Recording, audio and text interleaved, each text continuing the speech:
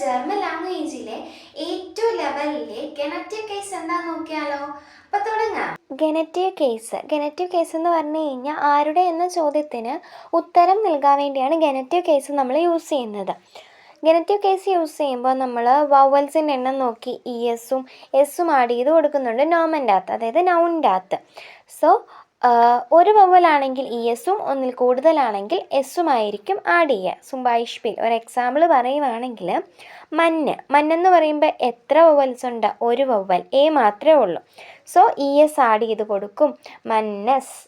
അതുപോലെ തന്നെ ഫാറ്ററിൽ എത്ര വവലുണ്ട്? എയും ഇയും, അപ്പോൾ ഫാറ്റേഴ്സ്. ഓക്കെ. അതുപോലെ തന്നെ നമ്മൾ സെൻറ്റൻസ് ക്രിയേറ്റ് ചെയ്യുമ്പോൾ ആ കുട്ടിയുടെ പേരൻസ്, ആരുടെ പേരൻസ്? കുട്ടിയുടെ. സോ ആരുടെ പേരൻസ്? കുട്ടിയുടെ പേരൻസ്. കുട്ടിയുടെ എന്ന് പറയുമ്പോഴാണ് ഗെനറ്റീവ് വരിക. അപ്പം എങ്ങനെയാണ് വരിക? ദി എൽട്ടേൺ, ദസ് കിൻഡസ്. അതുപോലെ തന്നെ ആ മനുഷ്യൻ്റെ കണ്ണുകൾ. ആരുടെ കണ്ണുകൾ? മനുഷ്യൻ്റെ. അപ്പം മനുഷ്യൻ അവിടുത്തെ ഗെനറ്റീവ്. ദി ഔഗൻ, ദസ് മന്നസ്. ഓക്കെ, അപ്പം നമ്മൾ ഗെനറ്റീവ് കേസ് എന്താണെന്ന് പഠിച്ചു കഴിഞ്ഞു.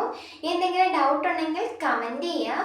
അതുപോലെ തന്നെ ഇതിൻ്റെ കൂടുതൽ ഡീറ്റെയിൽഡ് വീഡിയോ വേണമെങ്കിലും കമൻറ്റ് ചെയ്യുക. അപ്പോൾ thank you for watching this video. Choose.